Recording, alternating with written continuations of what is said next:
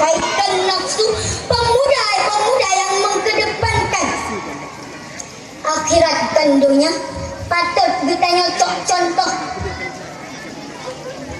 Lagi abang-abang bertanya, lagi kakak-kakak bertanya, panitia bak malamnya yang kaji pegang Sabah Festival Kebudayaan Aceh.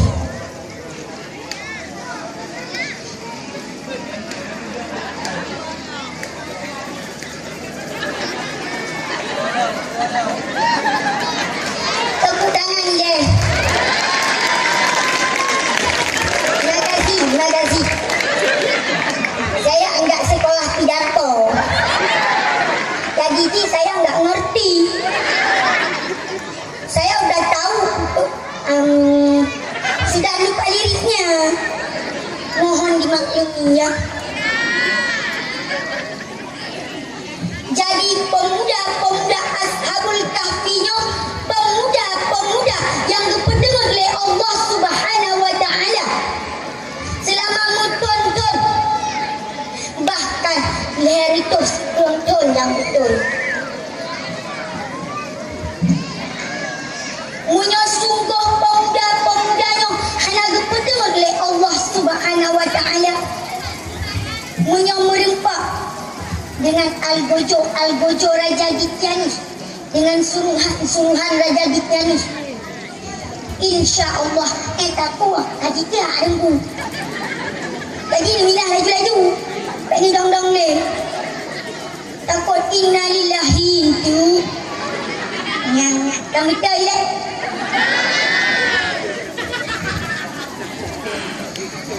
Hadirin rahimakumullah. Bertanya, Aceh tanah ganja, tapi pemuda-pemuda Aceh, pemuda serama muta.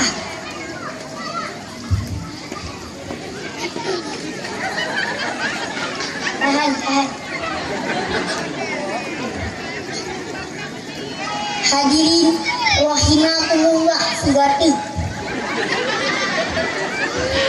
Mulu yang dapat sebagai ubat sekuang. Nanti doa on mulunya kiban. Bokiban on mulunya. Ayo warna hijau. Nak ni. Pamira. Pangaminan alalong berarti. Wate ta'u. Wate bulan Muharram.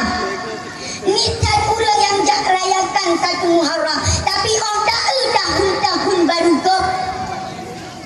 Cukup le orang jak mu kondong-kondong. Jak rayakan tahun baru, jak mu surat-surat babi ni laut jak prepoh 00. Poh 12 malam perah. Ni bak malam tahun baru. Yang kaya kita marton disco dipegah untuk kita joget sama-sama. Orang yang gasin lah marton cabai ataupun marton bawangan walilah. Hidung mana tak berdoa ya. Tunggu hei. Ikut buat orangnya untuk kita senang sama-sama ayah.